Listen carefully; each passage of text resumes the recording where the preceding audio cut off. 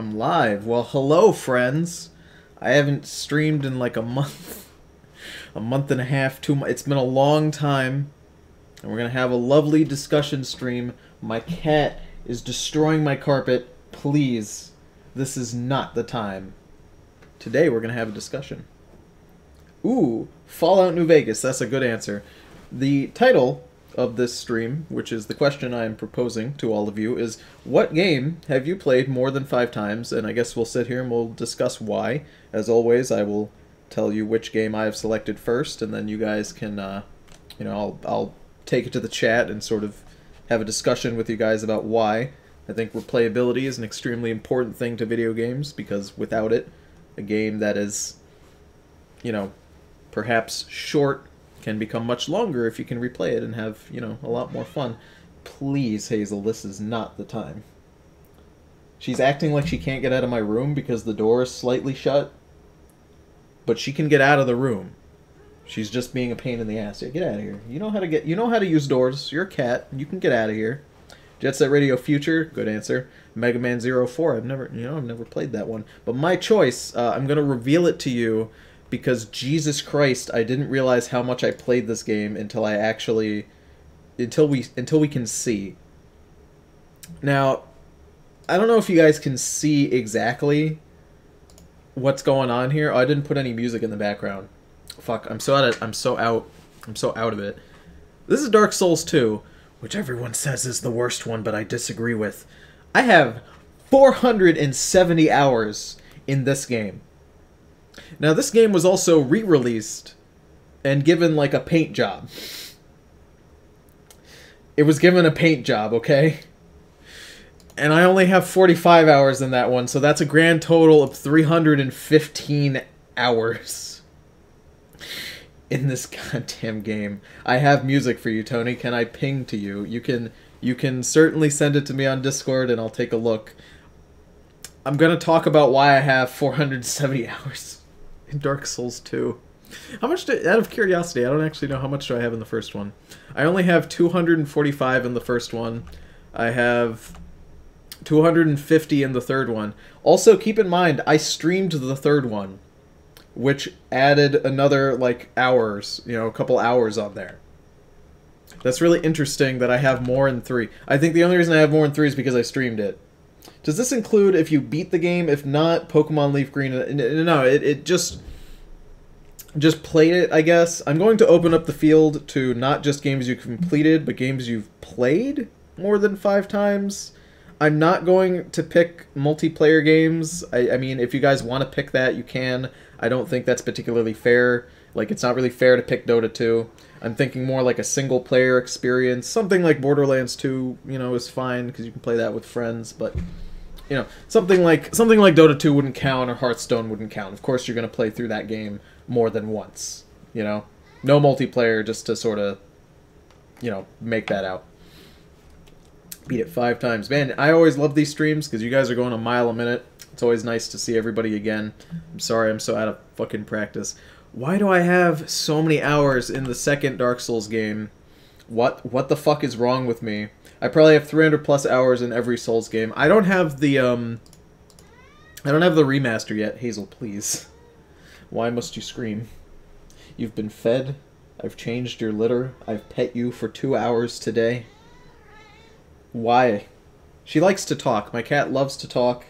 She's a very talkative cat. She loves to rub her head on the microphone when she knows I'm using it, so that's probably going to happen. I think I played the second one because the second Dark Souls had a pretty good story. It wasn't a rehash like the third one. On top of that, the game had pretty good replayability because it has... I mean, all Dark Souls games have this, but I really felt like the second game had it more just because there were more bosses. People complain Dark Souls 2 has bad bosses, but there's a million of them, so I can look over a few shitty ones because overwhelmingly there's so many that it doesn't matter.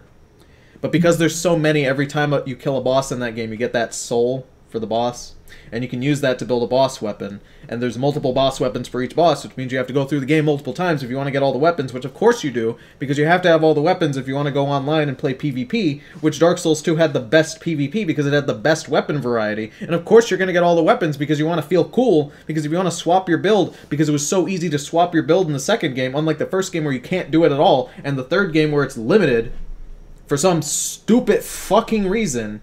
I'm just going to go off on a tangent for 2 seconds here. In Dark Souls 2, you can swap your build anytime you want. Any fucking time you want.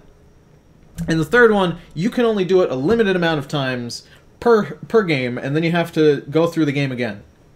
It's fucking stupid, and I hate it. It was probably why the second one just had way better PvP. Screw PvP on Souls games. I suck at it. Listen, my boy. My cat, what are you doing? Why are you in my drawers? Do you know the secret sweet treat I have in those drawers for my viewers? Listen, I suck at Souls PvP. I'm really bad at it. I can't parry. I can't parry at all. I'm really bad. But I was really good. I was really fucking good at Dark Souls 2 PvP. Because Dark Souls 2 PvP... Here, let me show you. You see this achievement? You see this achievement for every fucking pyromancy spell? I mained pyromancy in Dark Souls 2. I played it from the second the game came out until the third game came out, and I stopped playing the second one. I would fake people out because there were so many pyromancy spells you could have in that game. So I had this crazy move where you can throw like a big fireball, and it has the same animations as a little fireball. So you throw out the little fireball first. They get, you hit them with it, it dinks them for 2 damage. They're like, oh, I could just face tank it, and then you fucking whip them with the biggest ball you got, and they're fucking dead, and it worked every time.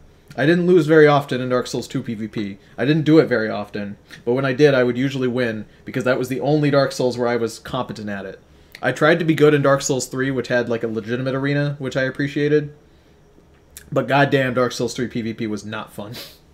The weapons were shit, and there was like 2 weapons that were usable. Tony is a mad lad. Pyromancy was a lot more for me to pay attention to. Yeah, it's a lot to pay attention to. It was a lot of fake outs. When Dark Souls 2 first came out, by the way, there was this sort of...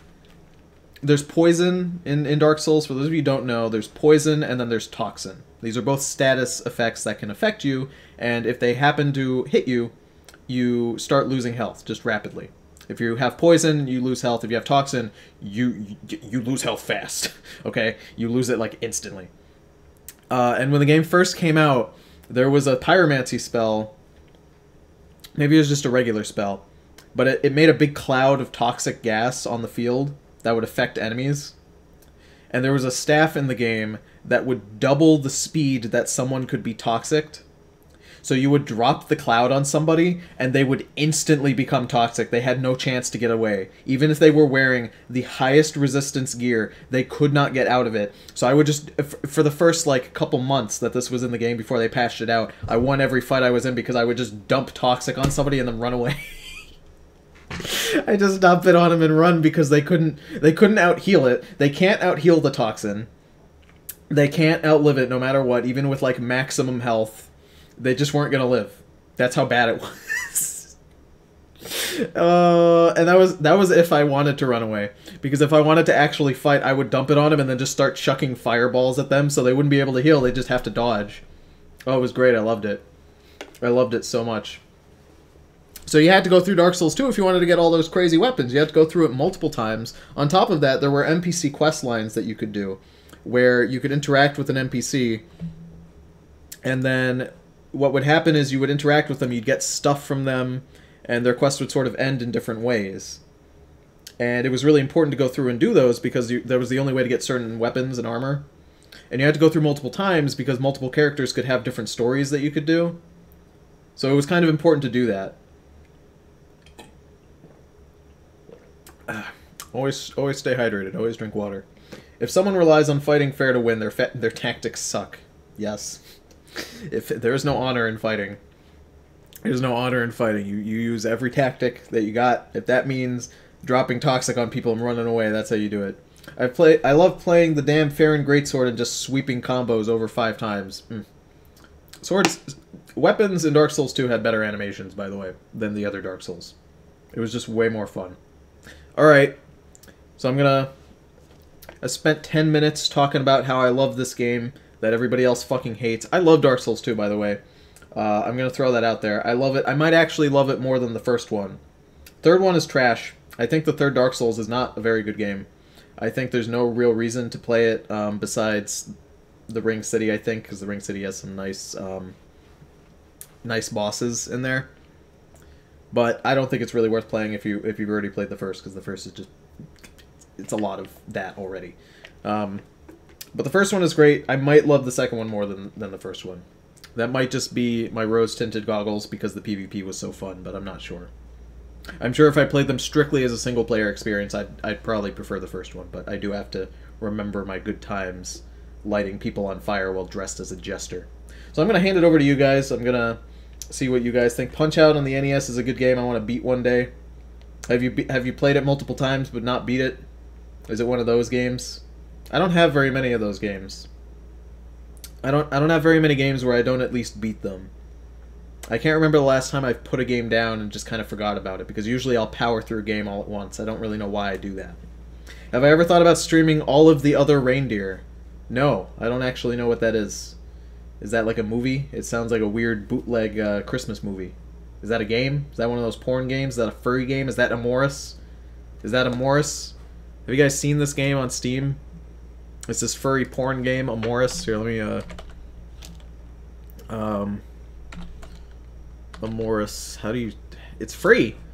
I haven't played it. I've read of it. You seen this fucking game, guys? This furry porn game? You can fuck this, this bird, I think. And it's got its own fursona maker. Speaking of fursonas, have you guys seen the Insane Clown Posse? Fucking Violent J from the Insane Clown Posse bought a fursuit for his daughter. And then it was dog shit. Oh, you can fuck this, like, snake gecko guy, I guess. But he bought a fucking fursuit for his daughter, and then it was garbage. So they made a video talking shit about the fursuit maker. And then he bought a better quality fursuit for her. And then he bought one for himself. And his fursuit has the Insane Clown Posse, like, makeup on it. It's really fucking funny. It's really funny. It shows that he's such a good dad. It's amazing. Someone that can make music that strange can be such a good dad. Dragon Quest Rocket Slime was my fave game. Listen, Bird Heavy, my dude. You've got some good quality taste. Dragon Quest Rocket Slime is a game worth playing more than once. It's a game worth playing many times, and I think it's something that young kids should play, and then play it again years later when they're like, you know, in their 20s. It's just a good game. It's just a good goddamn handheld game. It's a shame that nobody will be able to experience the multiplayer, because obviously nobody's going to be playing the DS multiplayer for that fucking game. I love the Soul of Cinders as my favorite Dark Souls boss because of the sudden Gwyn transformation. Gwyn. Yes, Gwyn. Yes, it's an okay fight. I don't think it's as good as the Gwyn fight. I think it's okay. I didn't enjoy it as much as I thought I would. I played too much Fallout 4. There's just something very addicting about it, you know? I understand. I mean, personally, I think Dark Souls... Excuse me. Fallout 4 is not great. I think it's a pretty bad game in a lot of ways. But it has good gunplay. And it's got that base building, which I think is enough to keep a lot of people involved. And admittedly, the DLC is pretty good. Nuka World is pretty decent. Far Harbor is pretty good. Nuka World has some stupid shit in it. Did you know if you play Nuka World in Fallout 4 and you side with the raiders, obviously, and you just start going around, you know, taking over things in the Commonwealth, Preston doesn't even really give a shit. I mean, he tells you that he's mad at you, and then he just doesn't do anything. Like, he doesn't attack you or anything. Maybe they patched that out, but that's how it was when I played. Jesus. Is Tony confirmed furry? No. No, I haven't made an OC in Amoris yet. Maybe I should. Maybe I'll do a stream where I play Amoris. And we fuck one of these amazing characters. I actually don't know which characters you can fuck besides... I think you can fuck this guy. Because he's on the cover. So that kind of... like, it'd be weird if you couldn't. And then I assume you can because you can talk to him. I mean, it makes sense. Maybe you can put this really big bottle up his butthole. I don't know, dude. I just know he got here, and why is there a furry game? Jeez, people wonder, like, why do furries have such a good time on my stream? Why are my viewers a lot of furries? It's because I don't really talk shit about them too much. Tony is furry confirmed. Tony, would you ever play Fallout New Vegas? I love Fallout New Vegas. If I was going to stream Fallout New Vegas, I would wait for Fallout 4 New Vegas. If you didn't know, there's a bunch of mod makers, and they're making Fallout New Vegas in Fallout 4. And when that is eventually done, maybe next year, I can hope. Maybe I'll stream it. That'd be fun. I love New Vegas. New Vegas is great. Dead Money. I know Dead Money kind of gets a bad rap as being kind of like not a good DLC, but for some reason, I just really love Dead Money. I keep on forgetting there was a third Rocket Slime game that never came to America. Yeah, it was on the 3DS, wasn't it? I think it was. I was really upset because I wanted to play it because I saw ads for it, like on YouTube, and then it just didn't come here. Thoughts on Fallout 76? Jesus Christ. Ooh, you're asking me that's a loaded question, my dude. It's bad. It's bad, and I'm not gonna buy it unless it's $10. I will not play that game unless somebody buys it for me, which maybe my friend Zach will do it. My friend Zach has this thing where if he really wants to play a game with somebody, he'll sometimes just like buy it for them. If Zach buys me Fallout 76, then I'll play it. Or if the game is $10, then I'll buy it. Maybe I'll do that. Dead Money was my favorite. I think it had the best writing when it came to the companions. I liked the aspect of the companions, but my thing that I liked about Dead Money the most was straight up the atmosphere. I think that DLC hit the nail on the head with that, with that atmosphere. It was good shit. I think it's free right now. Oh, right. Oh. Even if Fallout 76 was free right now, I don't know if I'd still play it. Don't forget Fallout New California. That's right. New California for New Vegas came out recently. I have to give that a shot. It looks really, really good. It looks really, really good, to be honest.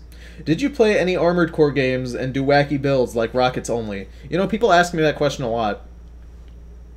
I'm not even kidding. People ask me if I've played the Armored Core games a lot. They must be really popular games, but I've never once played them. They're like mech building games, right? Like you build mechs and shit. To be honest, I don't really enjoy mech building. I don't know why that is.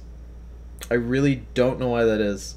I think that the Bomb Caller added a good challenge to the Dead Money DLC. I thought the Bomb Caller was good. I think once you've played through the DLC once, the Bomb Caller becomes completely negligible. Like, you never have a problem with it because you know where the beepers are, so you don't die. But going through it the first time, it's really tense. Especially if you have it on, like, survival mode or you have the game turned up really high on difficulty. Which is fun. Kirby and the Amazing Mirror. Dude, Kirby and the Amazing Mirror is pretty lit.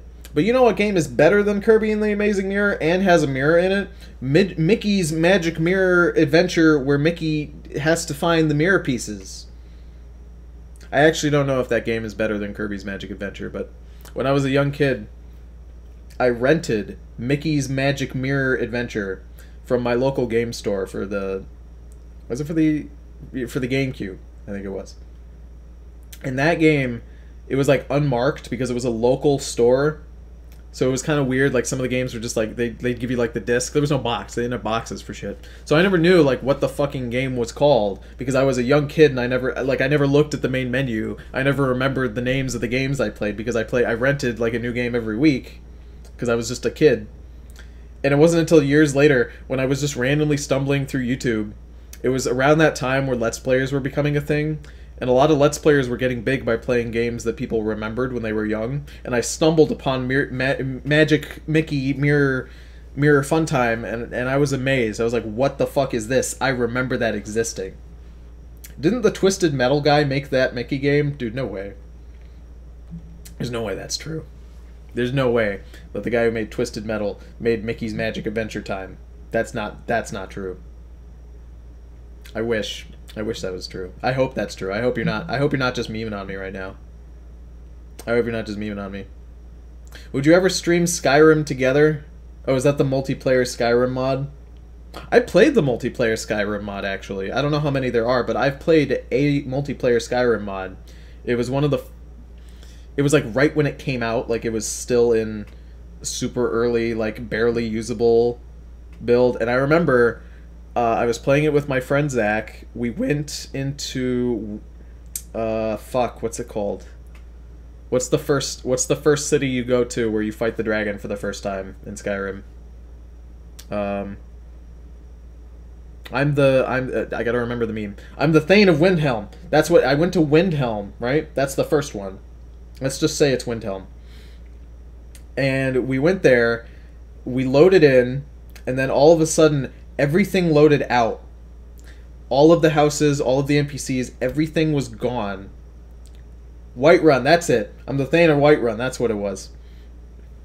Everything despawned, and we were just kind of running around, and we couldn't get out because there was no doors, and we couldn't do anything. It was as if we had gone into the town without loading in. For those of you who don't know, in Skyrim, if you were to go over the walls, like for the cities, and go inside of them without like loading in properly, there's kind of like low resolution meshes for where everything should be.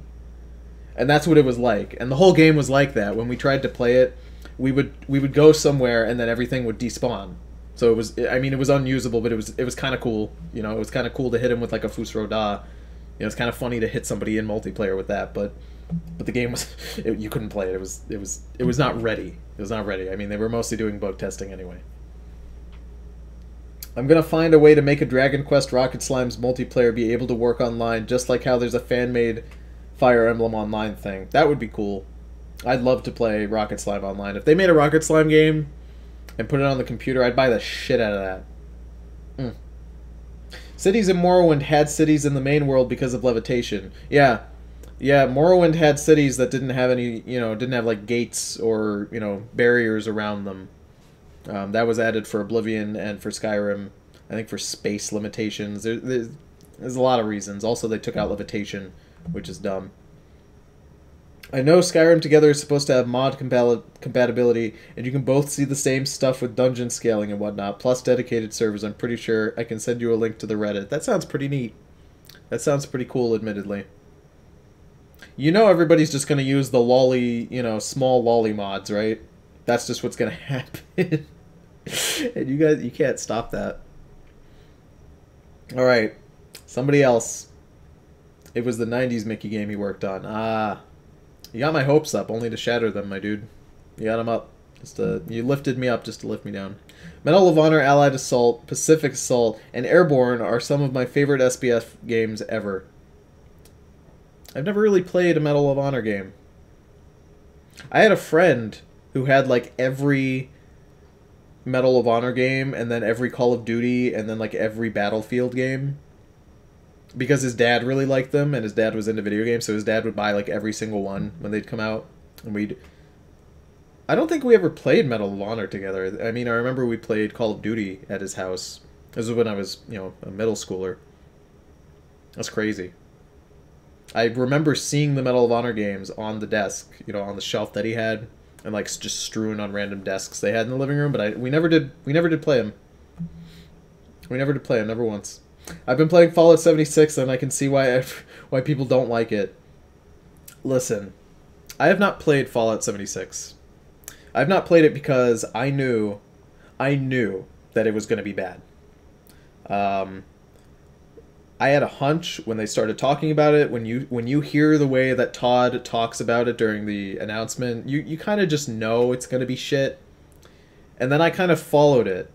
I've been following 76 for quite a while now, and when it dropped officially, like out of beta, I knew it was going to be bad, but I didn't know that people would shit on it this hard. I didn't know that even fucking IGN couldn't be paid enough money to give a good review of that.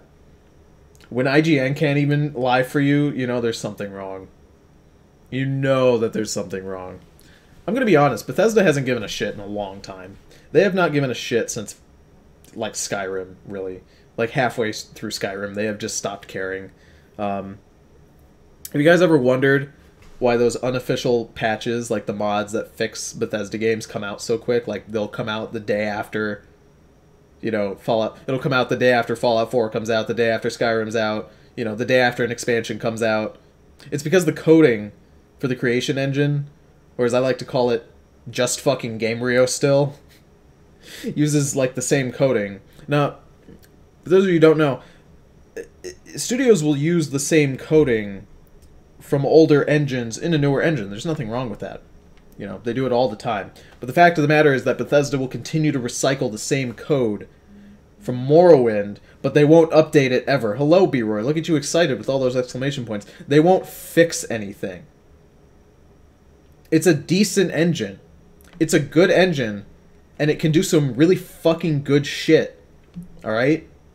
The problem is that Bethesda won't get off their lazy asses to fix the problems that are there every time. And now we've gotten to Fallout 76, where mods can't fucking fix it.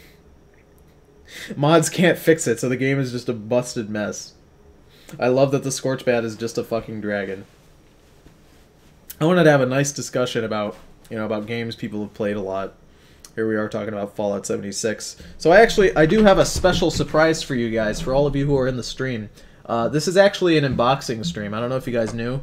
I'm doing unboxing videos now, so let me go ahead and just show you guys what I got going on. I have a limited mint, you know, this is in mint condition. You don't see this, well, it's not really in mint condition, but it's close. You know, it's pretty mint, I guess.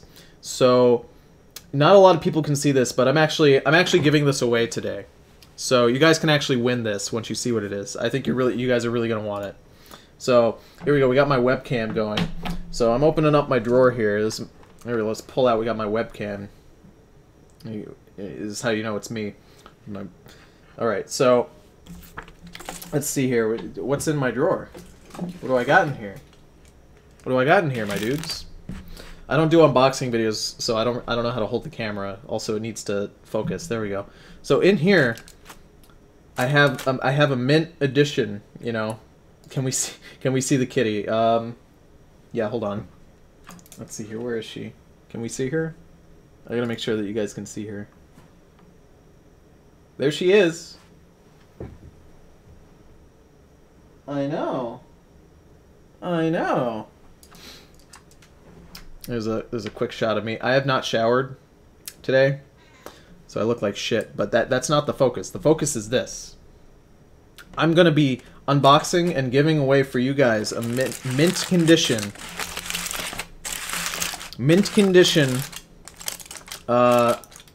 glazed tendies from McDonald's. Glazed. These are barbecue mint condition. Straight from Ronald himself. He gave me these in good conscience. Ignore that one has a bite missing. They're mint, guys, I promise. You don't see that. They're pretty fresh. They're pretty fresh tendies. Even Hazel wants some. Get away from my tendies. These are for my viewers. Skedaddle. You can't have these tendies.